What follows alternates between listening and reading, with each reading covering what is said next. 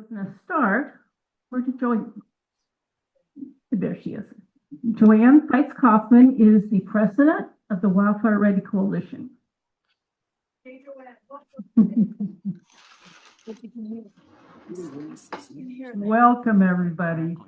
I am also the leader of the Salmon Mine East Sages Firewise community, so I'm one of you as well.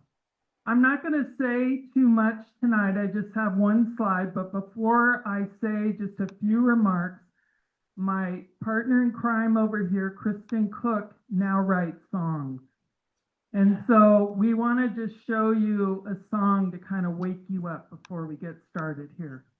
So you can go ahead, Sandy.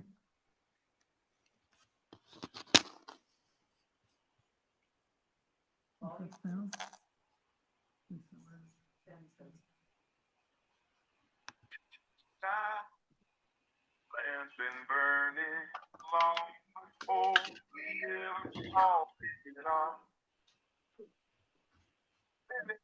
How is it goes? It would be quiet.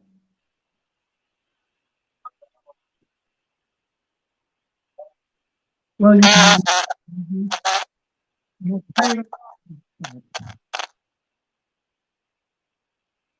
it's actually, something to share because I know myself, I've heard from all my your 4 hours out there along the evacuation route, etc. And sometimes I think it's good to be able to say these things and appreciate them in a little bit of a lighter way. Be a little hardcore on them. Okay, next slide.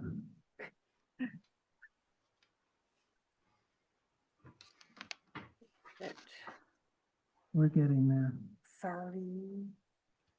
I don't know what happened to the next slide. There we go.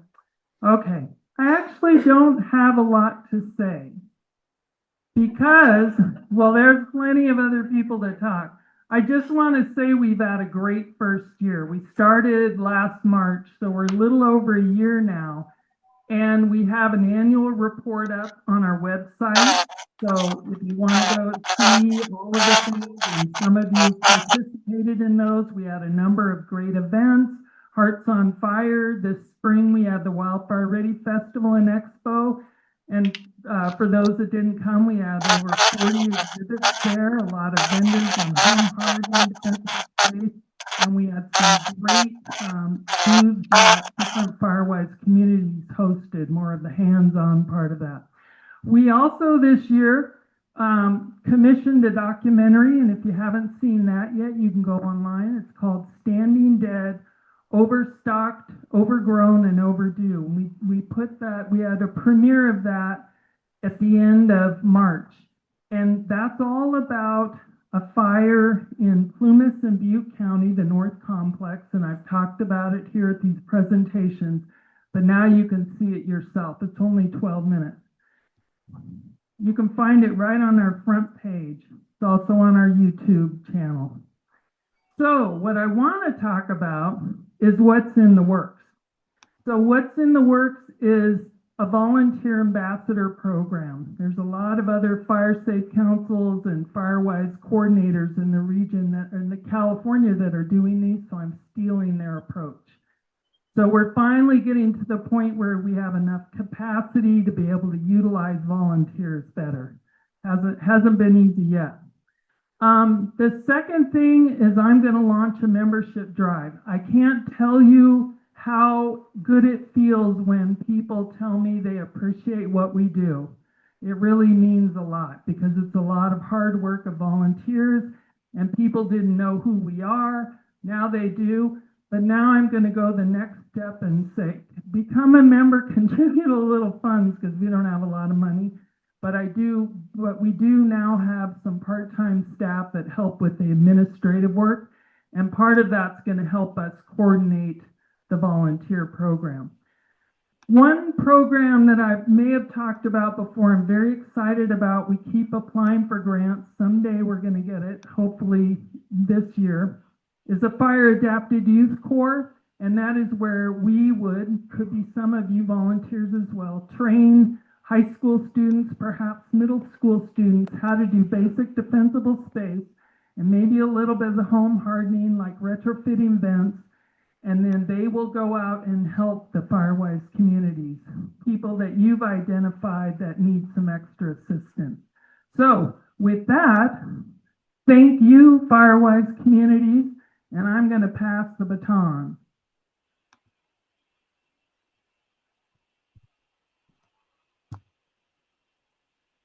Thank you, Joanne. Next, we're going to do the fire season outlook, but also with fire weather tips. So Assistant Chief Kevin McEwen from CAL FIRE is going to come up and talk about the fire weather predictions. And then KC from UBET, Firewise Community, is going to talk about what do you do when you hear about these kinds of alerts and concerns. I may not need that. My wife would tell you that I don't need this. It's really nice to see everybody here this evening. Again, my name is Kevin McEwen, and I'm here on behalf of the CAL FIRE NEU unit.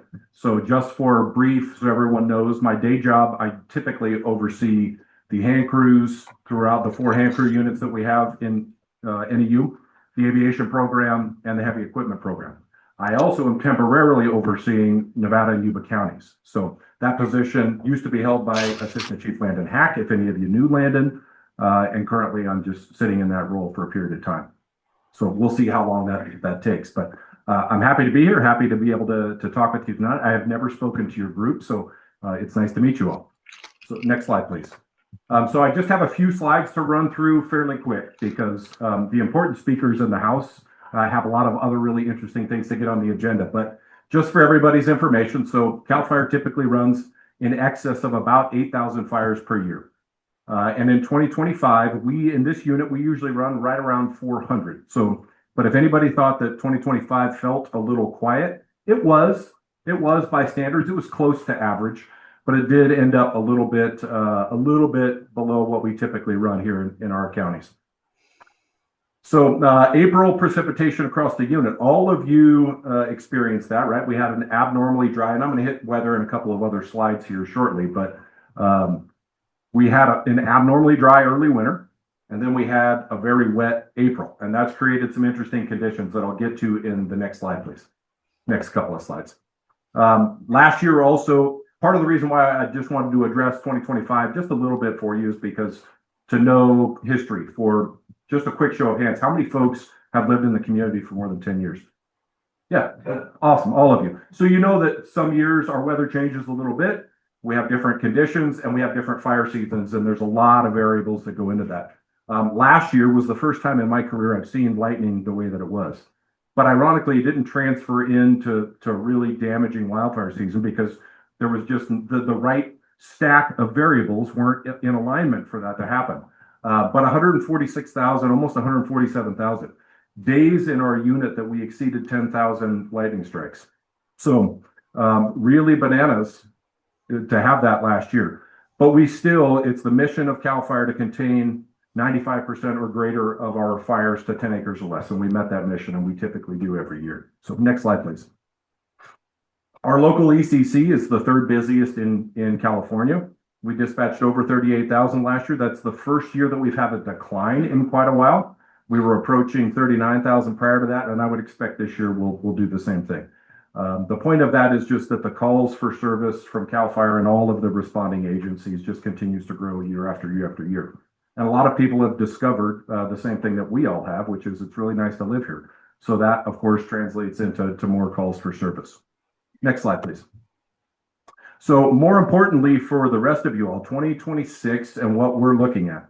So I'm only going to hit a little bit of it, but as I mentioned earlier, we had an unusually dry winter, especially in the high country. So the totals, when it all shakes out, in terms of water year, is going to be a fairly standard water year for us. But we didn't get any of that in terms of snow. And then when we did get snow events, we had rapid heat right afterwards. So basically, the fuels in the timber above 4,500 feet are abnormally dry for this time of year. We're sitting right about where we would normally expect above 4,500 feet in July.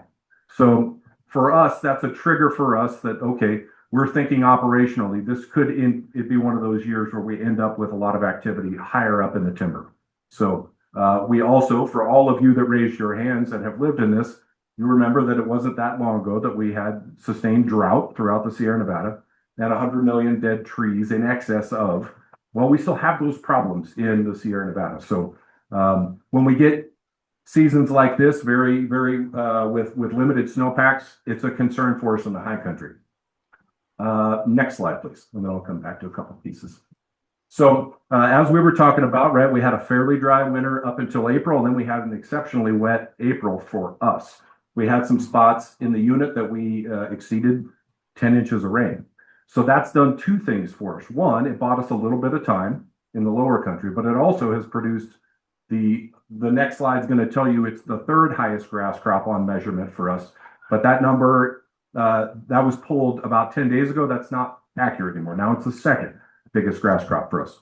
So we have this weird condition where we have a tremendous fuel loading in the front country with the grass crops. And then we have this real kind of hazardous condition setting up for us in the high country as well.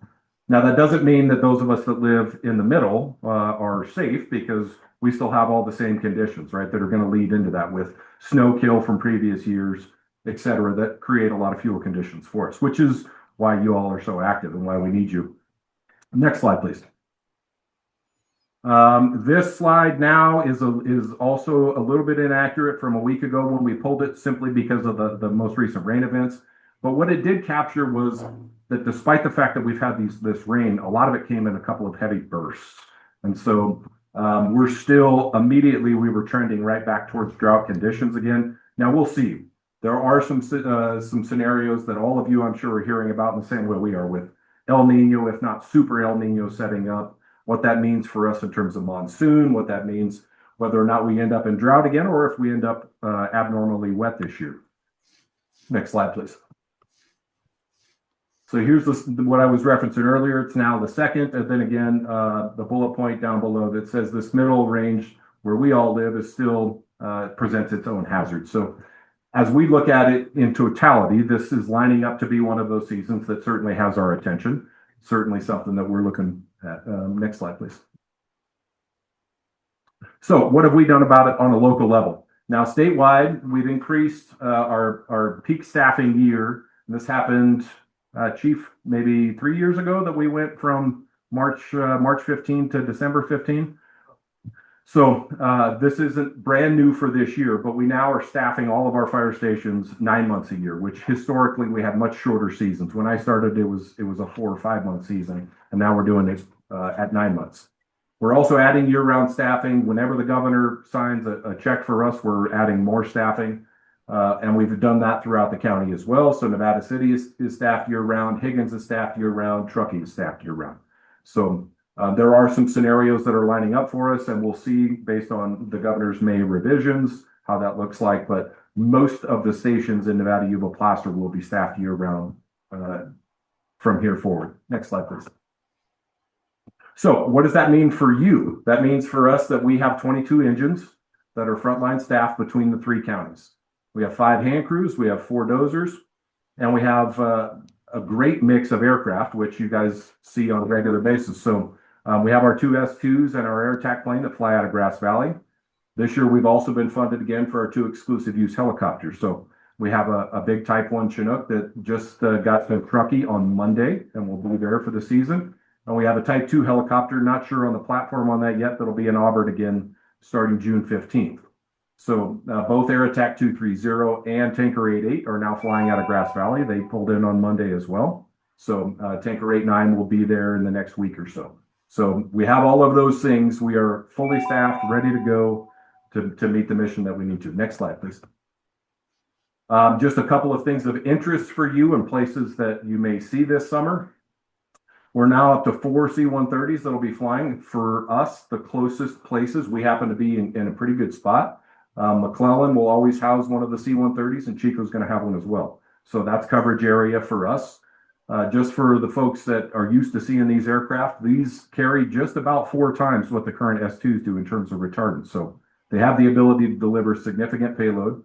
The Blackhawks that you've seen are Firehawks that we've been slowly rolling out to California the last couple of years are now fully implemented. So now all 17 of those that the governor bought a few years ago are all in service. So you'll continue to see those throughout the season. Next slide, please.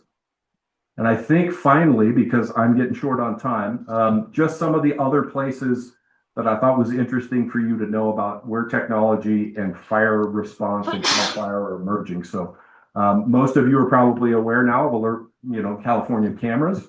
There's about 86 of them that look into different parts of our unit and over 1,200 of them statewide now. So that really changed a lot of things for us. We're also in a pilot program with the Department of Defense for low orbit satellite imagery that is something that we're testing this year with a couple of satellites to start getting more in-depth coverage around the state all the time. We recognize that the fires that we're meeting today, and with 40 million people in California, we have to continue to adopt new technologies as well. So do I have another slide? I think that was it. Okay, so I met my time frame, I think. And I'm going to pass the mic over to Casey, and I appreciate your attention. Thank you. Thank you so much. Thank you. I've asked him to partner with me on this next section because, as many of you know, I learn for this meeting, right? So things that I didn't understand myself is a lot of what I bring forward to share with you guys, and I desperately need them. Hi guys, welcome, and just grab a seat. There's lots of seats up here. So if you want to go ahead and move to the next slide. So we're going to take a look now at the season outlook and what is it that we want to do about it. And this is a little bit of an education module.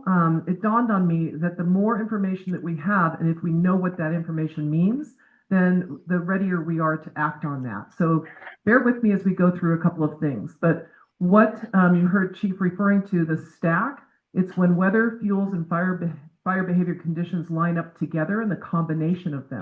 Next slide, please.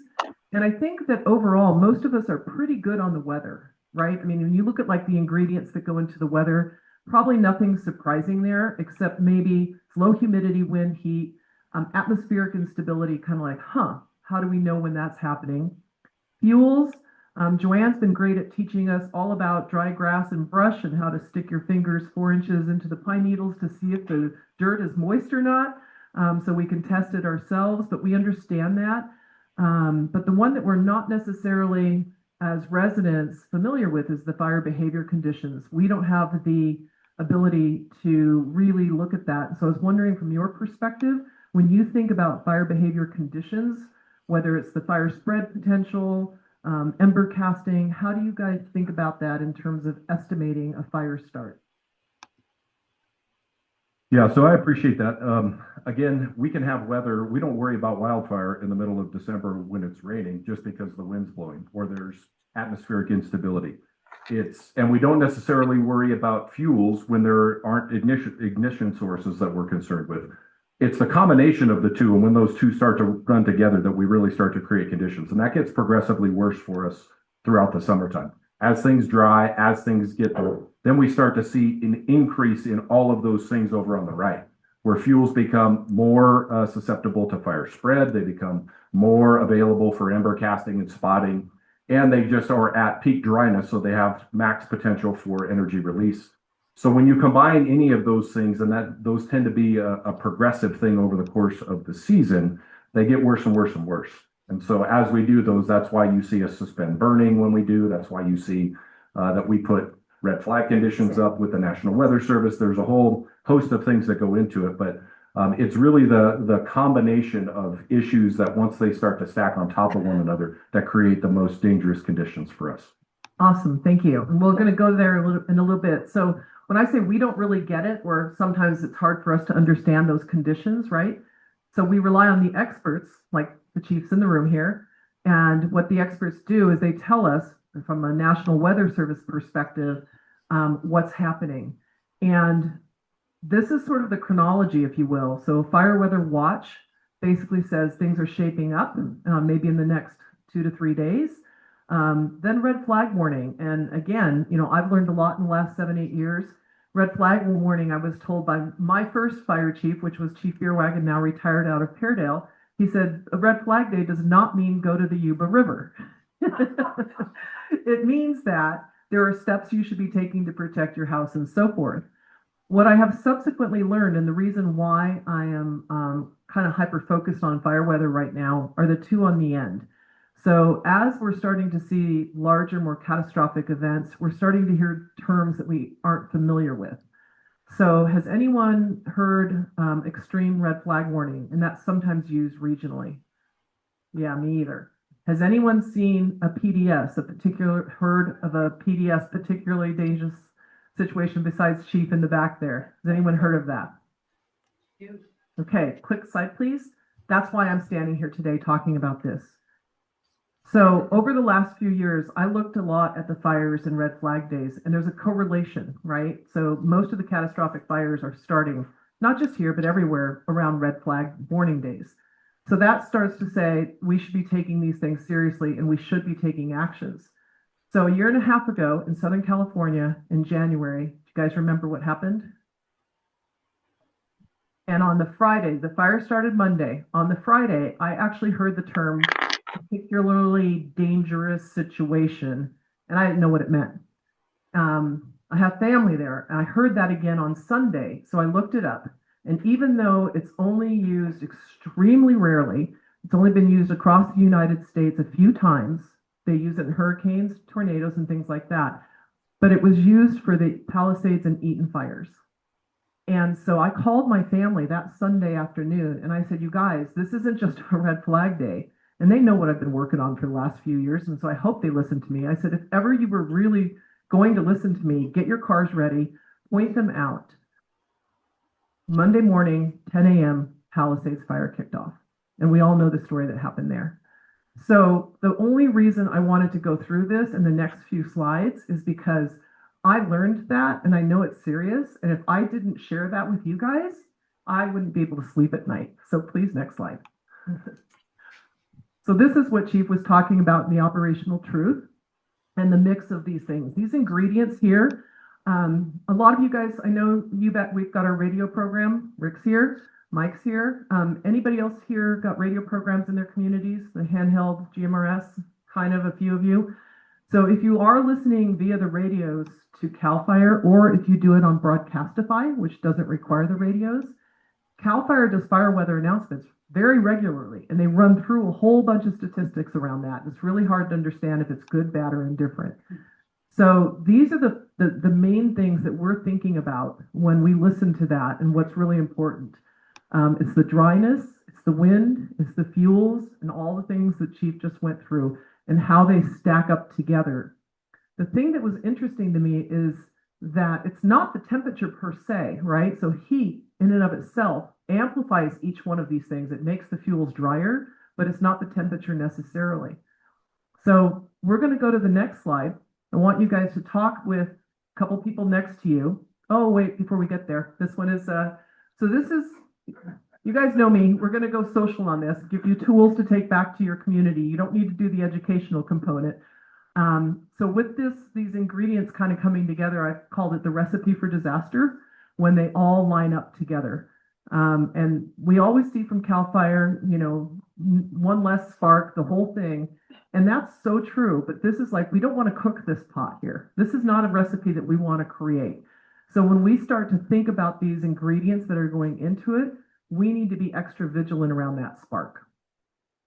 So next slide, please. So now I want you to talk with a neighbor. So grab somebody. There's 3 scenarios up here.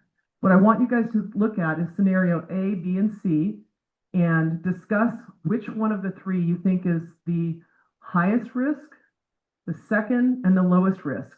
And figure it out together, and then we'll report out. Talk with each other. You figure it out.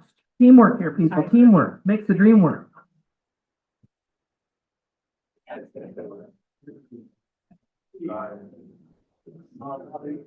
You still got low. Yeah, the second low there and those too. Yeah, this is where you go to the river. Yeah.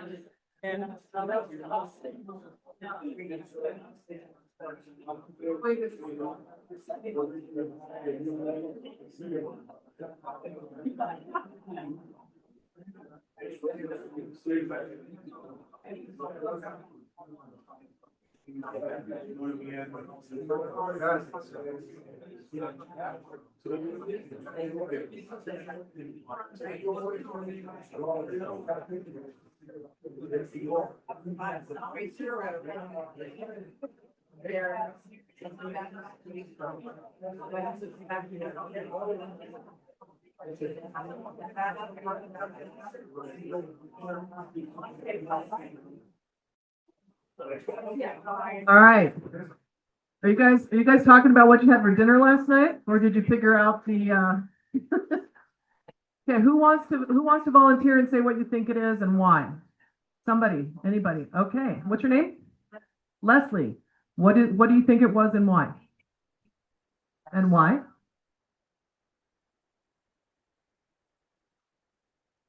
Relative humidity. Okay, thank you for that. Who agrees with them? Oh my God, smarty patooties.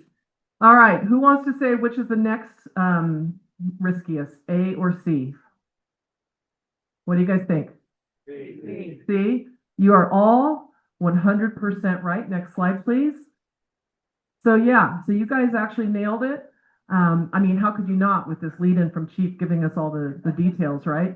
But this is a good exercise to go through, and it makes us think about, you know, the stack and the ingredients that create really dangerous fire situations. So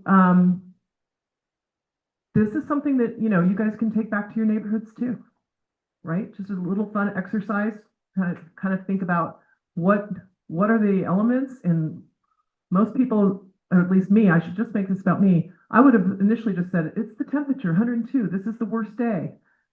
And that's not the case. So we have to pay more attention to the details. Yeah. It's going to be on the website. Yes. And this is recorded, by the way. This is recorded and the Wildfire-Ready Coalition puts it on their YouTube channel. Yes. How does one measure overnight? Guys want to take that in the back? Do you know the answer to that? Is that information available? I can tell you. Okay, wait, Joanne, our fire scientist behaviorist will answer that question. Weather stations are, The question was, how do you measure or know overnight recovery? so weather stations are going 24 hours. And nerds like me are watching the trends every night and day. And when let's say today it got down to 25%. If it's a normal day in the spring, it might get up to 60 or 70% humidity at night because we can go out there and we feel it's damp and the grass is damp and cool. But if it stays dry at night, that's when we say it's a poor recovery. It never goes up.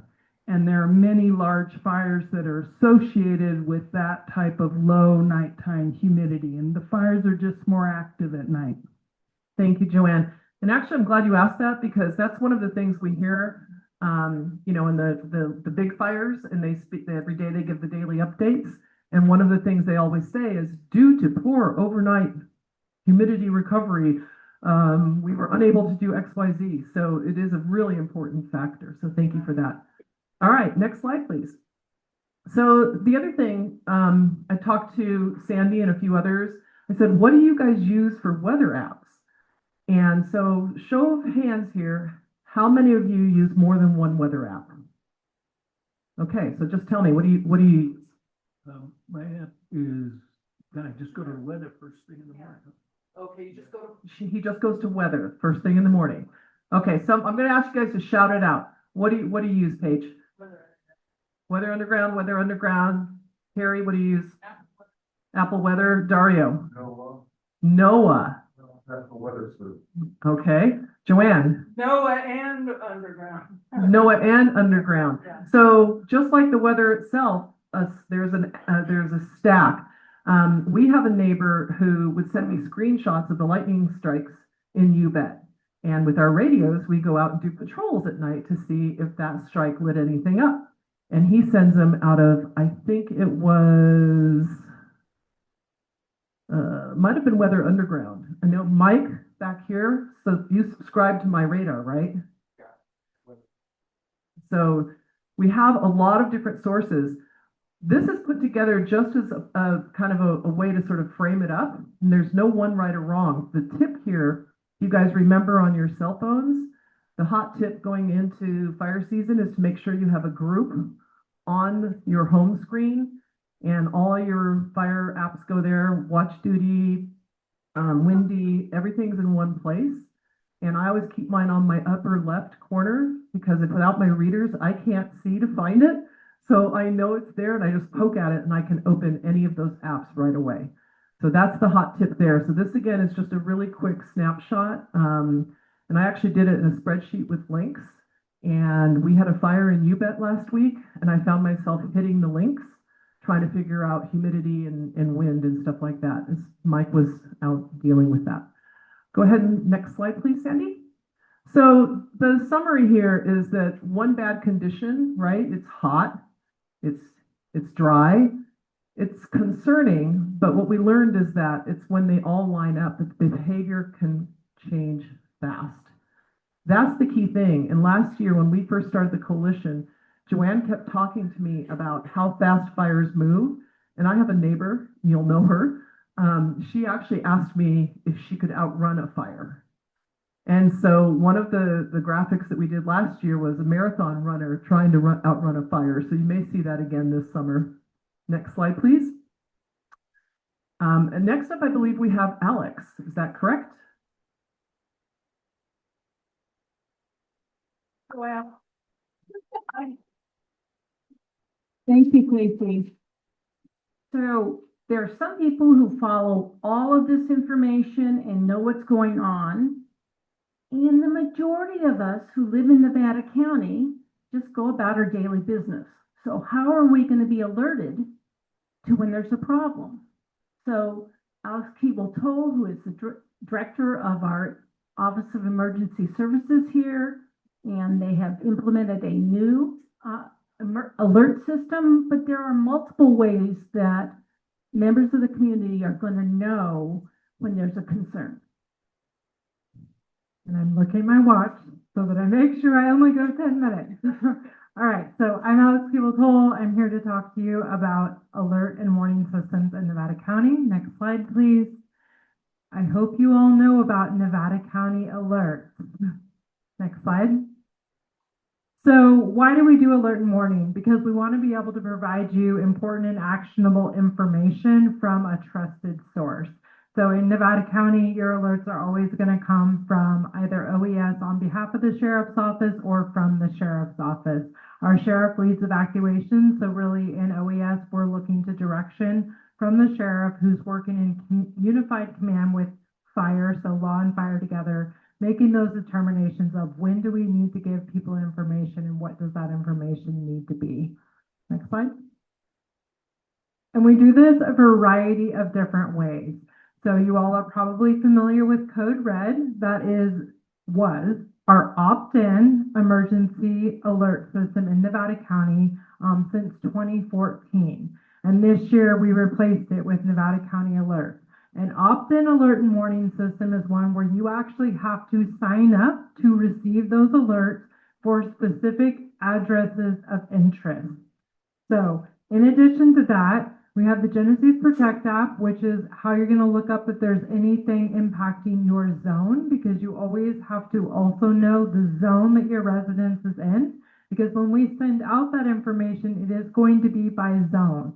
We're not going to say evacuate 950 Maidu Avenue. We're going to give you a specific zone. A wireless emergency alert and the emergency alert system are both part of the integrated public alert and warning system. So those are more like emergency broadcast alerts. So wireless emergency alerts are alerts that we as OES in the sheriff's office would send out if we needed you to act immediately. There was an evacuation order. And the way those alerts work is they're going to ping off of cell phone towers.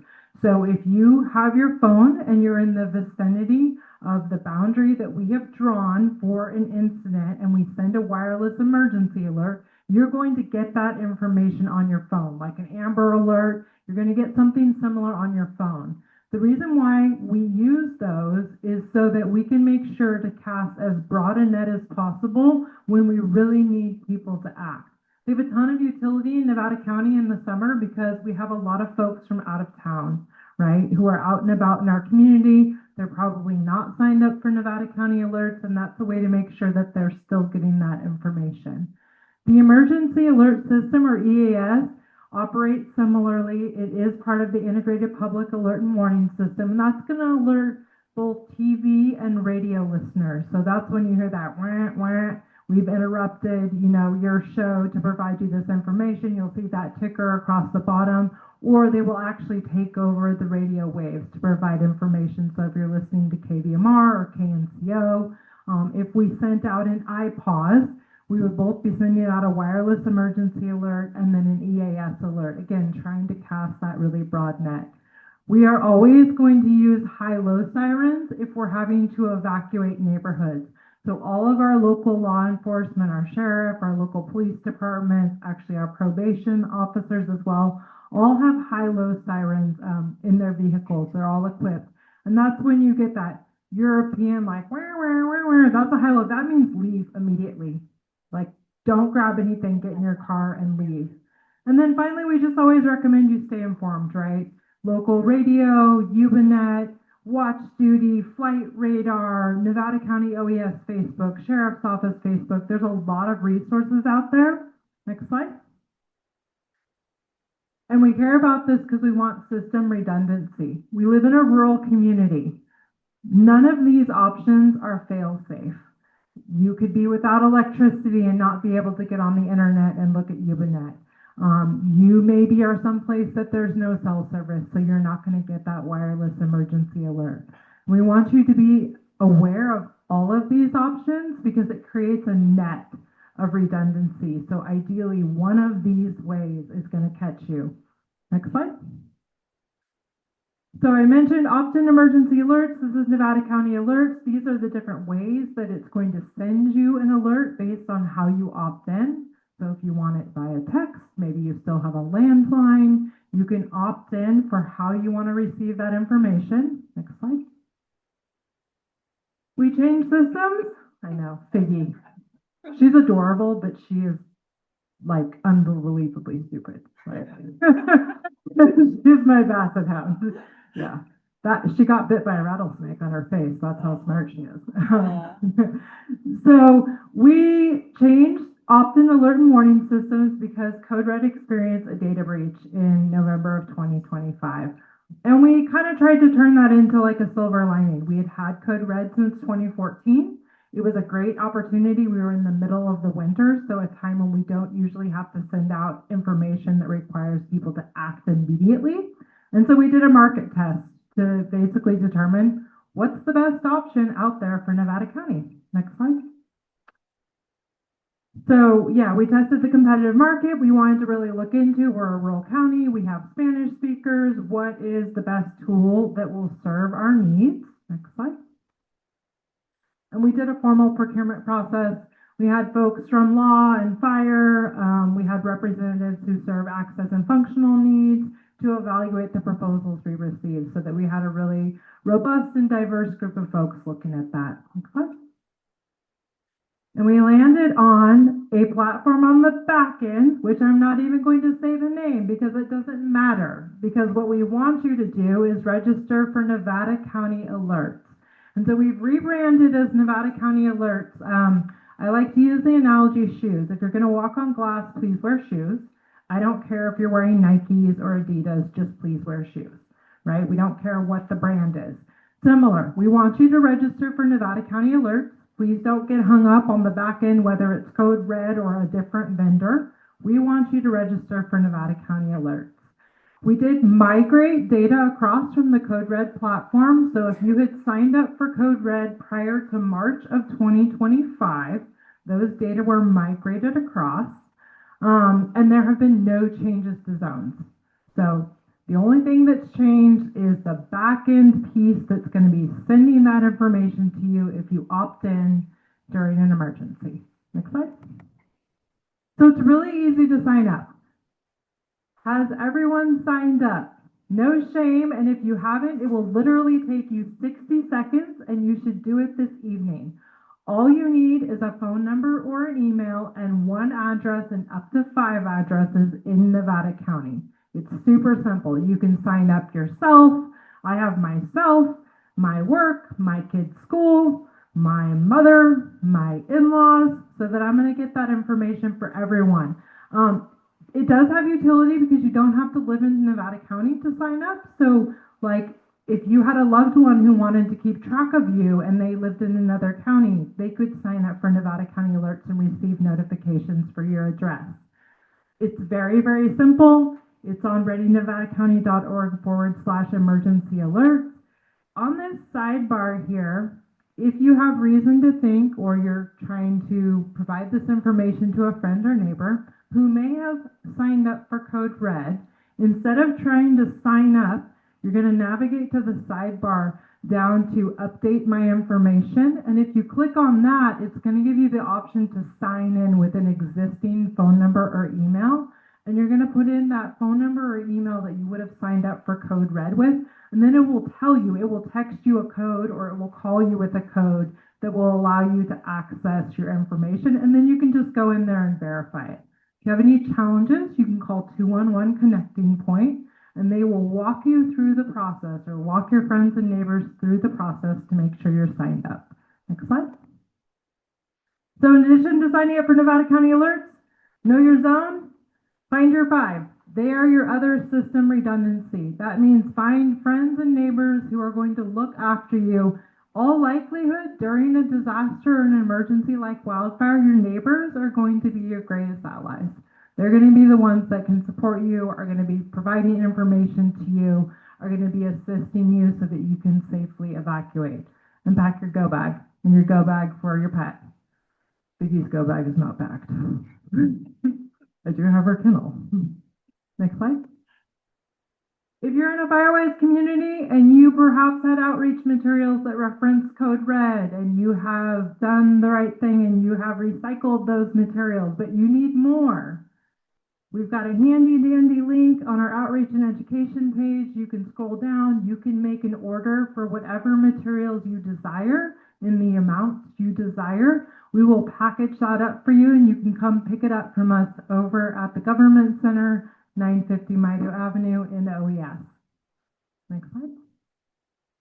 In addition, if you are interested in having someone from OES or our EOC coordinator, who is Sergeant Andrew Liller with the Sheriff's Office and can speak very well to evacuation, come speak to your community, you can go to this handy dandy link and you can fill out a request, the date, the time, what topics you're hoping that we'll cover, and we intake those and we'll go through and we'll see if we can find a staff member that's available and ideally suited to speak to what you need.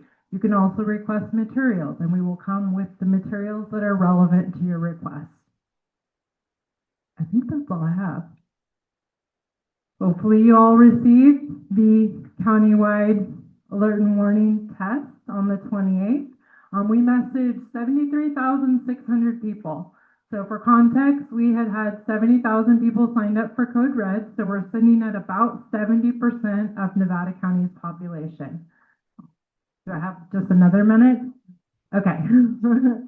Well, I know because I was sent some specific questions that were maybe like helpful to talk to, so I just wanted to quickly hit on those. So why do we do a countywide test? We do a countywide test first and foremost so that you can verify that you're getting the information. In particular, changing platforms, we wanted to make sure you're actually receiving the alert that you're expecting to receive, and that gives you an opportunity, if you didn't receive that alert, to go into the system, double check your information, reach out to 211 Connecting Point, make sure you're signed up. So I think the greatest utility is for you as community members to be like, yep, I got the alerts for every place I thought I was going to get them. Like, I'm in the system, I'm good. On our end of things, it's an opportunity for us to kind of do like this time trial of how fast can we enter in the information to send out an alert, to create those boundaries for where we want that alert to go. With our new platform, we were looking into, does this accurately translate a written alert into Spanish?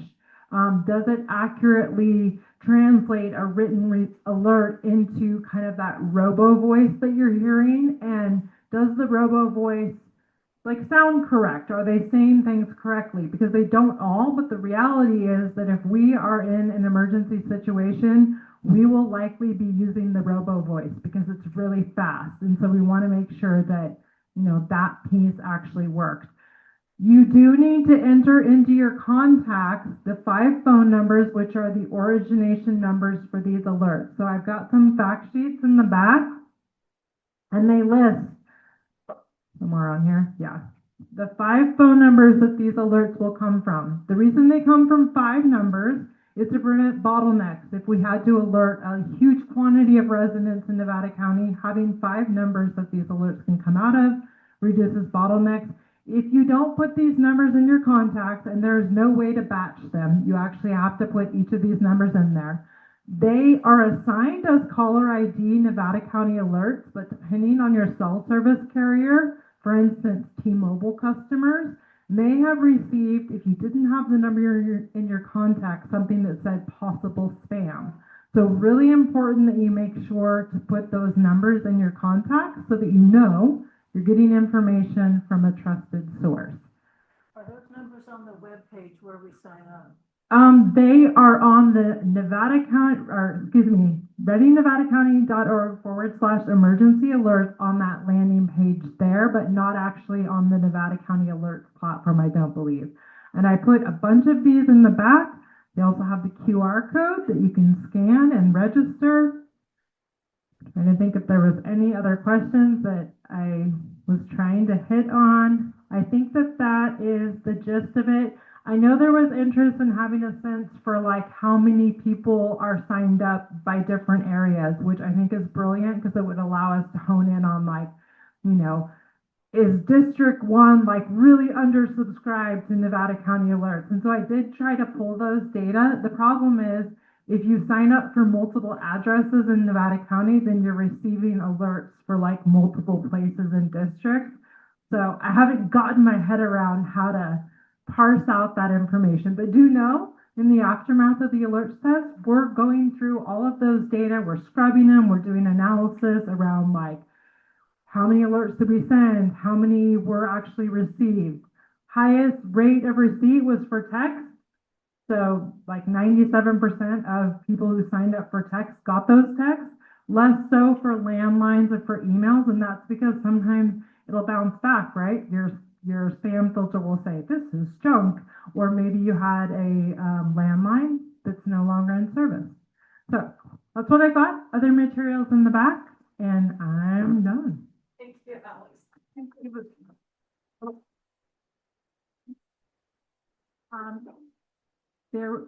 A neighbor mentioned a side benefit of this transition to Nevada County alerts, and that is when she went in to do her re-sign in, it had an old phone number, it had an old email.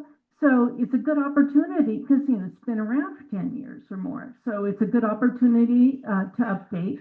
But I do have a question for you, Alex. For those of us who turn our phone to do not disturb at night, do these come through or do we have to add them in as override my do not disturb? That's a great question. I'm going to ask our back-end vendor, but I think the way it works is it's going to go to voicemail. It's not going to override your do not disturb. But I will check back and I will send Joanne and Casey and the team an email on that. And if you have any other questions of that nature, please feel free to email them to me at oes@nevadacounty.gov. Because that way I can capture those questions. You guys are thinking of things that maybe we're not necessarily thinking of, and we're doing a hot wash on this. So if things come up, please let me know. Thank you so much. That was excellent. Now Casey and Joanne are going to come back up and do the summer campaign. And this is what you can take back to your community in language that, and images that will really resonate with your community. Thank you, Karen. And I just want to say thanks to Alex. And I think one of the things that struck me is that she's basically saying those tests, they're for them to test the system, but they're for us, right? And so I see on Facebook, Nextdoor, all these places, people going, I got the alert, I didn't get the alert. Well, if you didn't get the alert, it's up to you to do something about it, right? So please message that back to your neighbors when you get home.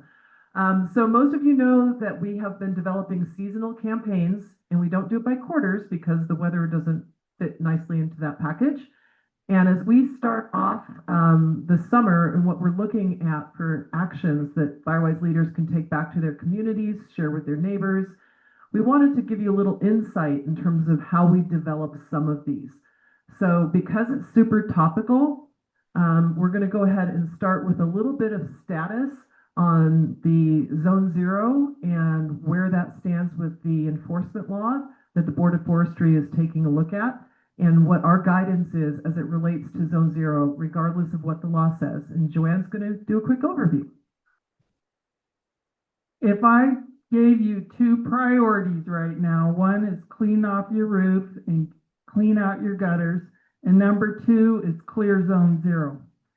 And I actually watch all kinds of webinars, I've sat in via Zoom on multiple ones of the State of California Board of Forestry deliberations on how they're going to enforce Zone 0. And it's taken them a lot longer than some of us think it should. And there's been a lot of debate. A lot of people haven't liked the answer that scientists and researchers say have a completely combustible free Zone 0. So, you know, that firefighters like these gentlemen in the back, they've been to many fires and seen homes, and people go after the fact. CAL FIRE has teams that do that. The National Institute of Standards does that. University of California does that. And what they see over and over again is even a plastic garbage can, sometimes a hose, within the first 5 feet of your home can be the thing that starts on fire. So both science and firefighters ask, what best prevents homes from igniting? Now, on the other hand, what the State of California and the Board of Forestry are asking is, what can millions of homeowners realistically comply with? Which is a valid question, but fire doesn't really care about that. And so, you know, they are not always the same answer. So when you think about Zone 0, it's not just what CAL FIRE is going to enforce or not. In Nevada City, cities can have even stricter enforcement. It's about safety to us, safety to your home, safety to the firefighters that are there. Next slide. So, you know, fires doesn't really care about regulations. And what we recommend, what I do, and I have the cheap option of bare dirt, is that we choose to just make the choice to go with what fire chiefs and what science says. So we're not going to spend a lot of time explaining to you the compromises that the state of California might be coming up with, because we don't believe there are enough there. Because the law is going to continue to evolve, but the goal remains the same. And the bottom line, insurance is going to be the enforcer and fire is going to be the enforcer. And the insurance industry believes in a clear Zone 0. So, ask the question. Next slide. She has to tell me what to do here. Do you want to be legal, or do you want to be safer, or do you want insurance? Who wants to be legal? You know, some of us are mavericks out there. Who wants to be safer? Want to keep your house? Who wants to keep insurance? My husband doesn't, but I do. So anyway, that's the right answer. I'm just really curious. Louise, you said you'd rather be legal than safe or have insurance? Oh, you want to be all three. Okay. So that means back of the room CAL FIRE better make the laws match the safe and what insurance. So that was supposed to say ding, ding, ding. All right. So back to the summer campaign. So that gives you a little bit of insight, like I said, how we think about what we want to message and what we want to give to you guys as tools that you can share with your communities, right? So we understand that Zone Zero has been from a regulation perspective, it's been years. You know, CAL FIRE, Board of Forestry inherited it. So we just look at it that Zone Zero is still something very, very active. So I'm sure you won't be shocked as we talk about this campaign. It's same as last year, Ready or Not Wildfires Here. But the difference is that we are weaving it in like we have in the wintertime with the Hearts on Fire and the Show Your Love for Nevada County campaign. So this idea is really around, yeah, it's here, but we need to continue to show how we care for the land. June, July, August, this is what the season is, and it will vary. What we tend to put out in the market and into the website will change based on the conditions and the weather and so forth. But in general, we're looking first at protect the place. We still have some time to do work on our parcels, our properties, our homes, right? We still have a window. We got to watch those red flag days, but we still need to be pushing the things across the finish line. In July, we just want to also talk about protecting the community. One of those things, which we're not showing tonight, but it came up last year, was around fireworks and making sure that, you know, we are putting messages out.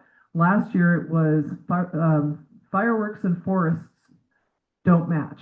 So we'll probably do that again. And last but not least, as the conditions and really get scary, we'll really focus more on protecting the escape, which is about roads and being ready to evacuate. And we've got some tools for that. So the idea here, for those of you who were new, I saw a few hands raised. What we do is we put these up onto the website, and there's graphics that we're putting into social media. A lot of things you guys can download and put them into newsletters or share them in your town hall meetings that you have, or even just with your neighbors. We have a few people that like to cherry pick them and use them to go after some neighbors that aren't getting the message. So the idea here is, you know, we've got summer loving, but you got to act now before the smoke. Is this working for me? Thought it was. Yeah, you can help me out. And as I said, we're starting really with Zone Zero. The 5 feet can change everything. And Joanne said that's really the number one. So the question I have, did anybody here attend the Wildfire-Ready home workshop that Terry and Jeff put on? Oh, look at this. We got a handful of hands. Okay, that was on Sunday, right? Can you advance one, please, for me? I think it was on Sunday. And the workshops are a really key component of what the coalition has been delivering. But for those of you guys who attended, I would love to get some thoughts, but I don't know how to do that. Maybe at the end when we open it up. But the idea really is learning what are the steps and things to do to protect your home.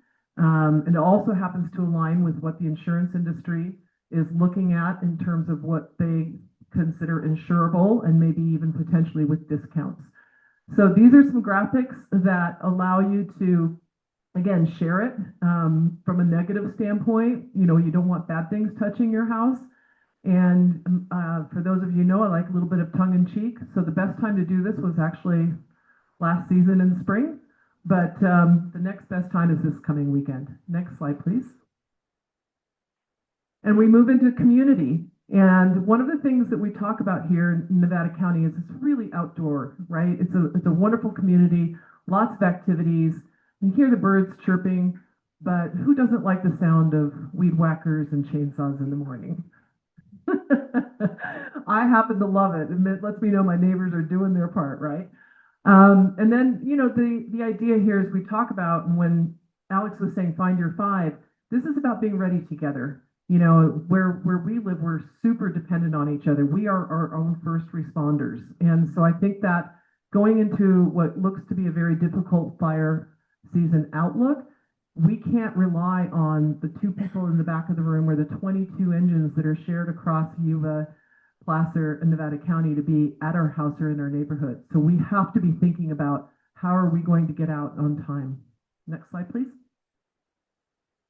And the other thing, again, for some of you are new, one of the products that we released was a barbecue toolkit, which is basically a manual or how-to guide for those of you who maybe aren't that social or aren't comfortable asking neighbors to get together and host a Firewise event. Everyone knows how to throw a potluck, it's super easy, but this includes some talk tracks for Firewise, introduction to your neighbors that maybe just moved in. Really easy ways to have that conversation. So this is available for download on the website as well. Next slide, please. And then, as I mentioned, as it gets into some of scarier conditions, as we start to look at red flags, we want to shift that. We want to flip that shift from people going to the Yuba River to actions. So what you'll see come out later in the summer are things around what you should be doing when the red flag day hits, and we'll have checklists on the website there too. Next slide, please. And again, for those of you who know, I'm in UBET, 1 9-mile road in and out, a high potential of being trapped where we live. So one of the things that we did in the fall, and we're going to be doing on July 11th, is a do-it-yourself evacuation drill. And so you can do this individually, just drive your routes.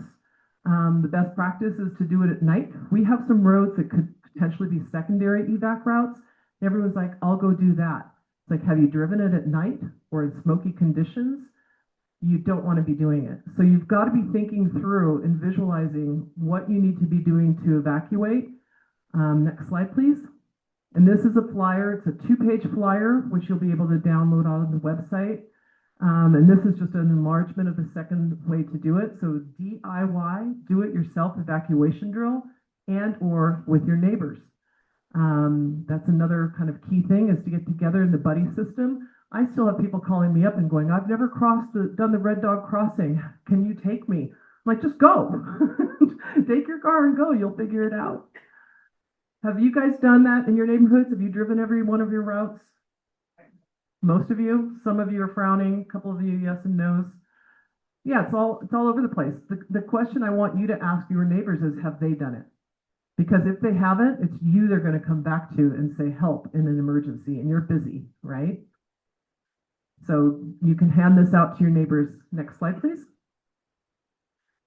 This is kind of a fun one. This just came together last week. Anybody here besides me have campgrounds? I've got Peninsula Campground, Rollins Lake. Anybody around campgrounds? A few of you. But it's important to know that campgrounds can be a really big source of ignitions, fire ignitions throughout the year. So I have a neighbor who runs a property management company, and we had a fire in UBET 2 weeks ago, and he messages me and goes, hey, I've got all these bundles of wood I was going to sell to all the campers. Is maybe this a bad idea? And I said, no, it's local wood. It's great. But why don't we do this? I said, why don't we figure out how we can get like some information into the hands of the people? So I threw together a flyer. Next slide, please. And he literally printed them, and every single bundle of firewood is getting a how to put out your campfire appropriately and how to tow your chains. The campground at the end of my one-way 9-mile road, that's no joke, guys. So if you know people who are around campgrounds, and you're smiling over there, you said you had a... Yeah, the end of Washington Road, the same thing, a little bit shorter, but... Yeah. Which big campground at the end of a one-way road. There you go. Two campgrounds at the end of a one-way road. So you probably want this flyer. It'll be on the website. You can download it. Our camp manager, Deborah and Chris, they will actually put things in their windows. But the fact that he wanted to bundle these was just amazing to me. And I'm like, love this guy. All right, next slide, please. All right, Terry, where are you? You want to give me a quick hand here? We're running out of time, so we'll make this super fast. We're going to give Casey a moment here to catch her breath and maybe get a sip of water. I don't know. Yeah. So you all have maybe, I hope, been to some of our workshops. I can't remember how many we had last spring. Joanne, any idea how many workshops we had last spring? We're up to about 30 in total at this point. Yeah. So wait, there's more. We're gonna have two series this summer. The first one, June 10 and 11, is relevant to everyone here in Nevada County, talking about our new alert system. And the one they called Evacuation is Plan A. What's Plan B? This is for those folks that think they know what they're gonna do, but then they find out, oops, I can't get out. So we're gonna find out about a concept called Temporary fire refuge areas. Temporary Fire Refuge Areas, TFRAs. Yeah, so stay tuned for that one. So these are all webinars. All you have to do is go to the Wildfire-Ready Coalition website and to the calendar, click on the date, and the event will come up, and there's a Zoom link so you can log in. So next up is FireWise Community Workshops. This is for both existing and new FireWise communities. The first one, organizing and leading a FireWise community. The second one on FireWise community communications and outreach. This is practical, hands-on information from those that have been there and done that. So a lot of nuts and bolts, things that you can use in your own FireWise community. So we hope we'll see you all there. Next slide, please. So a little deeper dive on June the 11th. That is going to be hosted by me and Battalion Chief Mickey Cheezick from CAL FIRE. So a temporary refuge areas, I used to call it zone of last resort because I got in trouble for everything was a 4-letter word. But I like zone of last resort, and I socialize that because that's really what it is. These are not ideal plans. But what we're going to go over in this is what you should be looking for if you are trapped in your vehicle and you need to pull over somewhere. Where's the safest place to go? And in our case, what we're doing is we're pre-planning those locations. We have neighbors who are offering up some land and allowing us to build them. So in this webinar next week, we'll be sharing insights around that and what you guys could take away from that. Next slide, please. All right, so Karen promised we're going to do some engagement. I thought it'd be kind of a cool thing. We're calling it the FireWise 5. I've got 5 questions for you. There are no prizes and there are no wrong answers. So I need somebody on the microphone to do a quick assist. This is going to be a lightning round. I'm going to ask for hands up and we'll kind of go from there. Oops. And when you get the microphone, introduce yourself with your name and your community. And we're going to be very brief. These are lightning rounds. So each question. Ready? Okay, first up. Why do you attend these meetings? Anybody, hand up. Paige, I want to pick on you. I'm going to go, if I know your name, you're in trouble. Let's just put it that way. Paige Ludington, a resident leader of the Greenhorn Firewise community, and I attend these meetings because I get lots of good information and ideas that I can pass along to our community of 700 plus households. Thank you very much. Anybody else want to say why they attend? Right here. Oh, behind you. Sandy wants to say something. Me. Karen. I attend because I get access to the CAL FIRE and the OES staff and get information that I would not have available to me any other way. Thank you, Sandy. Okay, so I'm going to ask for a show of hands on this one. How many of you attend just for your own personal information and education? That's your one hand. Couple back here. Okay, and how many of you attend, like Paige does, to get information to share with your communities? The vast majority. Okay, great, thank you. Next question. Stay with me, Karen. What's one success you're proud of that you've been working on this spring? Oh, Diane's over there. She would like to give it a go. Diane would like to give her one success she's proud of. Well, I'm very proud of Greenhorn Firewise's installing the water tanks. And I'm proud of the fact that there are people on Banner Mountain who are using our experience to do the same. Private citizens. Thank you. That's awesome, Diane. And anybody else want to share one quick success? And your name, please? Guys, put it in the microphone because she's listening. I'm Vicki Reeder. I'm with Greater Champion Firewise Community. And one of the things that we did is we had a work day, our neighbor helping neighbor. There was a neighbor who was in a horrible accident. So we organized like 20, 30 people to come, and for 2 days they sort of cut back their vegetation And then Nevada City sent out their crew to haul the stuff away. That's awesome, Vicki. Thank you for sharing. Anyone else want to share a success? Yeah, back in the back, Dario in the back. I'm Dario Davidson, the leader of the Lower Colfax Firewise community, and we were fortunate enough to have the Woodpecker Ravine Fuel Break Phase 1 project come through our neighborhood, and some of the landowners requested piles instead of mastication and chipping, so we burned over 200 piles to clean it up, and it's a lot better result that way. Wow. Okay, so moving on. Can I say something? Yes, of course. In Greater Cement Hill, it was noticed that there are no, Alert California, on Watch TV, there are no cameras on Cement Hill looking down at the Yuba River. And one of our committee contacted Alert California. We've met with them. They've come out and looked at 5 properties. They're going to put cameras on 2 of our properties, one looking northeast and one looking north-south. And they're paying for that? Yes. Totally. Can we have the phone number, please? We got blind spots galore. Yeah. So they're not up. Apparently they're up, but they're not working yet. But I was just so excited that they were interested. They have their own criteria for where they want to put cameras. Thank you for sharing, and I'd love to get that information for reals. Moving on, lightning round, biggest challenge. Who's got a challenge that they're facing quickly? Over by here, then my fellow campgrounder.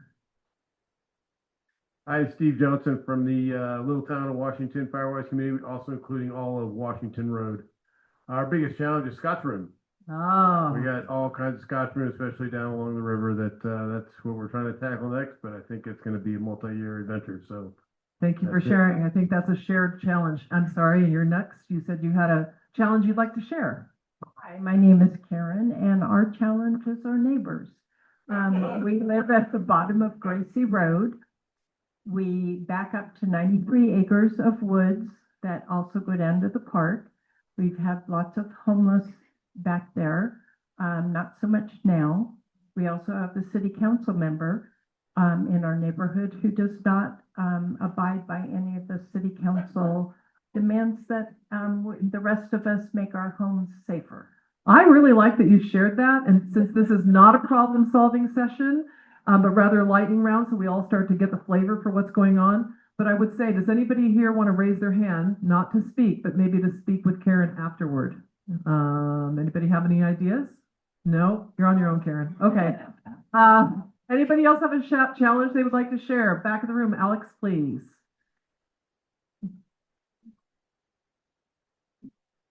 I have a challenge for all of you. I am an immensely competitive person. We have 73,600 people signed up for Nevada County Alerts. I want to come back here in the fall and see that number at 80,000. 80% of Nevada County. We will do our part out at all the outreach events all summer. Please do your part and get your friends and neighbors signed up. That's awesome. Anybody else have a challenge in the Firewise community? We've got Jeff and Susan over here. I'll go to Susan. I'm Susan Rogers, co-leader of Glenwood Road Firewise community within the city of Grass Valley behind Save Mart Shopping Center. We're in a position like a lot of groups are where the leaders are kind of getting tired and aging out and having issues that take us away from it. But there aren't a lot of enthusiastic people who are willing to be on the committee. So my other co-leader has identified another couple, which is helpful, but overall it's hard. There's always only a certain number of people who will do something. Everybody else just wants to tag along, and that makes it hard. Thank you. I've been messaging in my community that I'm aging out now for coming on, Rick, 2 years. And I am starting to get some traction. So there is hope. Jeff, you're up with your challenge. My name is Jeff Peach. I'm with Banner Mountain. And we made the tough decision this year because we have 1,500 parcels or something like that. It's insanely too big. So we made the tough decision to break up the huge Firewise community into many smaller ones. And we're in the process of doing that now. So it was a tough decision, but I think it's going to work out. It's a good, brave choice. Okay, last one, Joanne, challenge.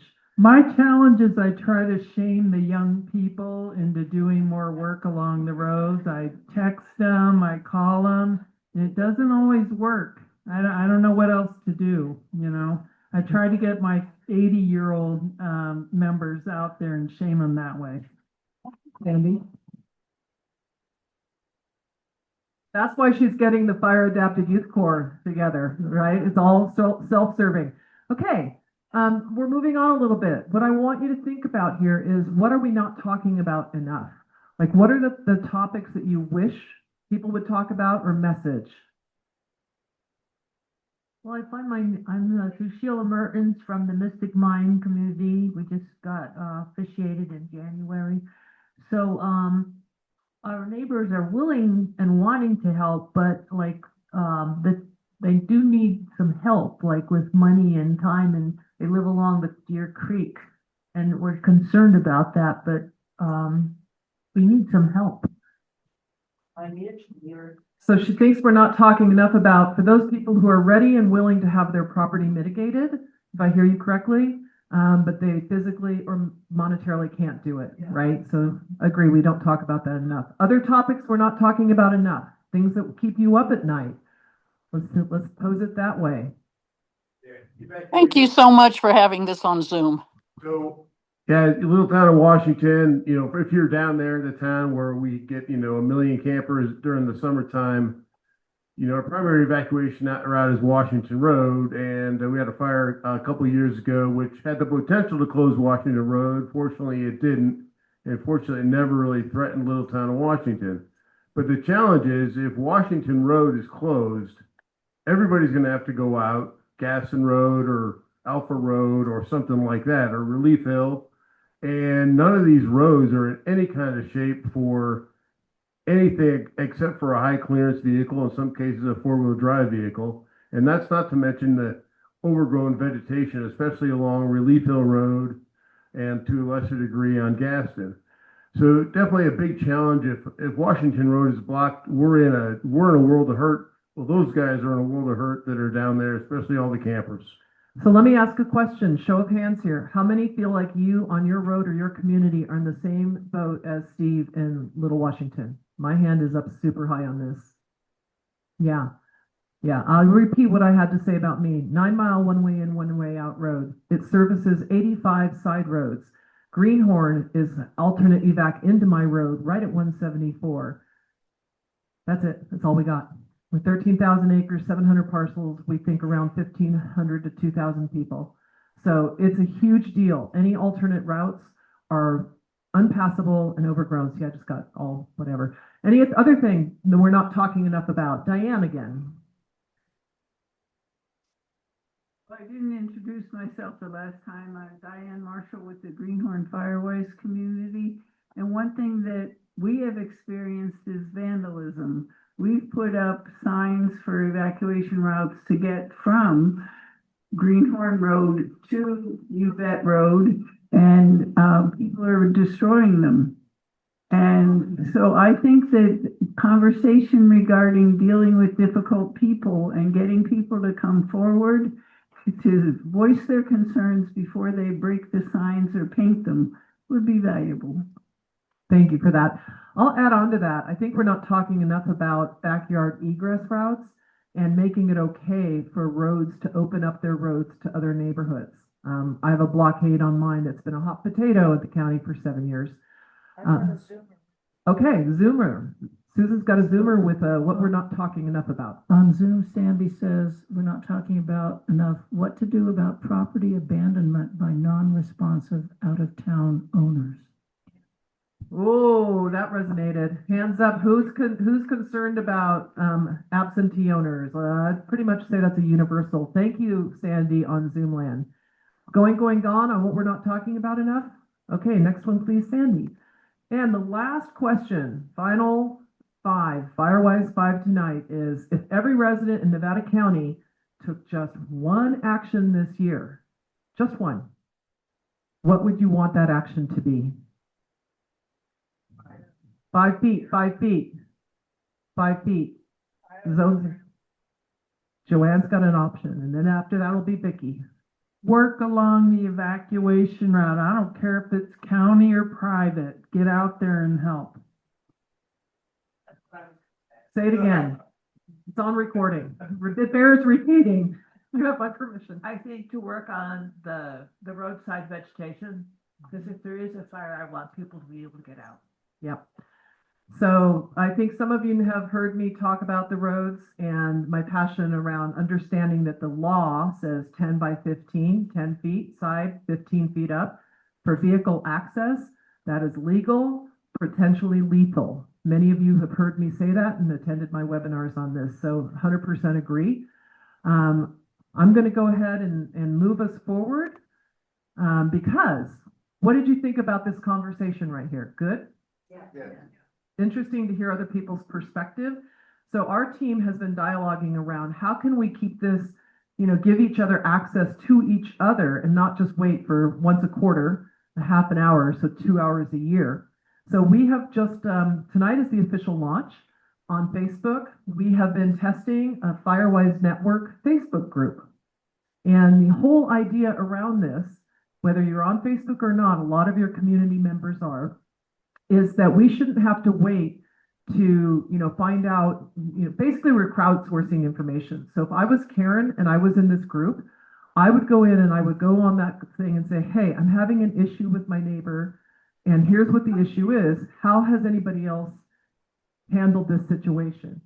And people who've had that situation will join in, and just like a regular Facebook group, it is private. You do have to join. It isn't just for Firewise leaders. It's for anybody who's in a Firewise community. And we also want the Firewise ethos to just penetrate. So if you're just a resident of Nevada County and you're curious about what Firewise means, this is what we're doing. So it's launched. Raise your hands, team, who's been on my beta, who's helped me test this. Thank you. I'm administrating it. I'm learning as I go. So if I make mistakes, please know it's me and give me some patience on that. Next slide, please. So the idea here is that the coalition is developing all of these great programs, but what we're not getting is feedback from you guys and everybody in terms of how you're using them and examples, right? So even like when Louise last year mentioned what they were doing for night patrols in this meeting, and we turned that into a best practice, we need to start getting this cycled up. So the idea is, how are these campaigns or tools being used? We can share how we're using them in this Firewise Facebook network. And then I can do something that Karen may have done. I can take it back to my community and we can all get better together. So that's the new thing. And it is on, next slide, please. It is on Facebook. How to join it. All you have to do is in the little search bar, Nevada County Firewise Network. Answer some 3 basic questions. Your name, what Firewise community are you in, and what you want to contribute or learn. And then once you've joined, we're asking you guys to introduce yourselves. So this is not where you get to hide behind anonymous. I did have You Bet Firewise on there, but I took it off. We're just going to have people. It's people helping people, neighbors helping neighbors. So that's all it is. Next slide. Before we turn it back to Karen for the close, what are you guys wondering? What's going on? Might need the microphones here. Anything else that you guys want to ask? We got chiefs in the back of the room. We have Alex from OES, got Joanne from the coalition, all the folks who know everything. What are you wondering after we covered everything tonight? Jan? I have a question for Alex. If you have more than one address signed up in the county, when you receive the alert, is there going to be a way to know which address that alert is for? Yes, because you're going to need to wait, can you wait for the mic, please? So the question was, if you have more than one address signed up and you receive an alert, are you going to know which address that alert is for? And because you have to know your zone, you are going to know, because you're going to know the zone associated with the address that you're receiving alerts for. So if you're receiving an alert for a specific zone, you're going to have one of these handy dandy zone magnets that, oh, glory, has 5 spots for zones. So if you've got 5 addresses signed up, you're going to put your 5 zones on there associated with those addresses. And you'll be able to look and go, oh, crud, that's Nevada Union High School, or that's my mom's place. The alert will always say the zone. Our alerts are always going to tell you who the alert is coming from so that you know it's a trusted local source. It will likely be the sheriff's office or OES, and it's going to tell you what the issue is. There's a fast-moving wildfire. It is going to tell you what the action is. You need to evacuate immediately. And it's going to tell you what area it's associated with, what zone or zones are impacted. Actually, I have a question for the 2 fire chiefs here. I have a neighbor in my Firewise community who has basically said, stop harping on all this, taking care of your property and all, and, you know, we don't need it anymore because we've got all the air trolls, all the airplanes, all the helicopters, you know, we're safe now. How would you answer that?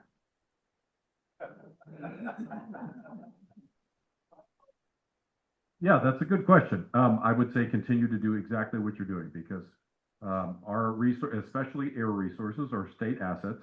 They can be anywhere else at any time to whatever else is burning. So, and the same with CAL FIRE resources in general. We are here, we are ready to meet the mission. But if we are the 4th fire or 5th fire regionally, you might get a slower or longer response to get there. So by all means, handle the things that you can handle at your level. Anyone else have a question they're wondering, a thought? When you mentioned about clearing the road, I was wondering, do like our neighbors want to clear everybody else's along the road? Is that legal? Like we could just chop off people's? No.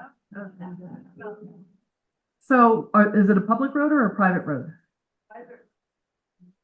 It's a private road in Mystic Mine. So there's the reason this is complex, and I'll probably punt over here in a second, Joanna, if you want to come up. But private roads, if you use a road, it's an easement situation.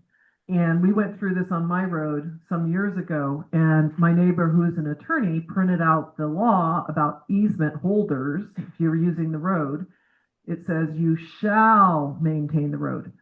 Not that you could, but you shall. Shall in legal terms means you will. So there's some gray area perhaps. I wouldn't want to. I have neighbors that tell us don't do anything, and we work around them. And she will literally go with ribbons and put ribbons around the vegetation that she wants to make sure doesn't get cut. But we do it on, you know, and so we work through it. Joanne, you want to add to that? Some we cut. Maybe we're Not a little ones that have doing ribbons. our own thing out on the San Juan Ridge, but if it's within the 10 feet, we deal with it. I don't ask. Although there is one time there was a neighbor that was a renter that did shoot the gun, so then we stopped there. So hold on a sec. Let's before we go there real quick. The 10 feet, the 10 by 15 is law. So she's standing on law. I talk about wildfire-ready roads being safer for people evacuating, not just for the big bulldozers to come in, right? So beyond the 10 feet, which is needed for thinning for safe evacuation routes, there's no laws to support that. So that's where I step back, and we just finished a work party on my personal road last weekend with a lot of young bucks with chainsaws, and we were clearing 30 to 40 feet back from the roadsides, not clear cutting, defensible space for the road. We have more slash than we know what to do with. So the idea here is it's there's no one size fits all, but does that help? Yeah. A little bit? And you had a comment. Basically the same question for county maintained roads that need trimming back. Alex, you want to handle this one? We had a county roads come talk to us. I think it was last quarter. So on the recorded website, the quote from this meeting last quarter, there was a county road representative doing a deep dive on this, but perhaps you could touch on it. Yeah, so if you want to do work along a county maintained road, you need to get an encroachment permit. Lexine, who's in Department of Public Works, you can reach out to her. She's wonderful. She will walk you through it. One of the most challenging things can be is if you're on a very busy road, you do need to have someone who's trained in traffic control safety, and you have to have insurance in order to get that encroachment permit. But Lexine's incredibly knowledgeable, and the Public Works team does want to work with community members to the extent legally possible so that like they can let you help them do that work. But it's good to get in contact with them, talk through what you're thinking about, get their kind of expertise and advice, and put it on their radar. So once again, maybe we do things differently, but I have gotten the encroachment permit multiple times because sometimes we're felling trees near the roads and they are busy roads.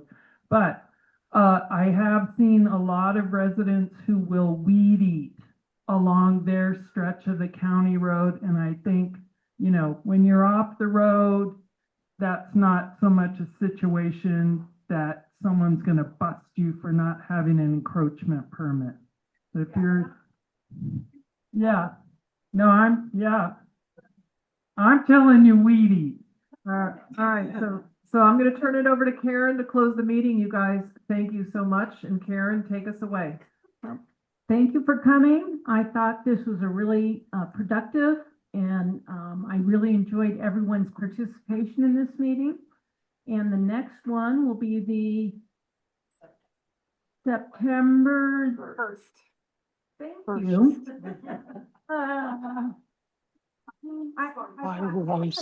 Ready.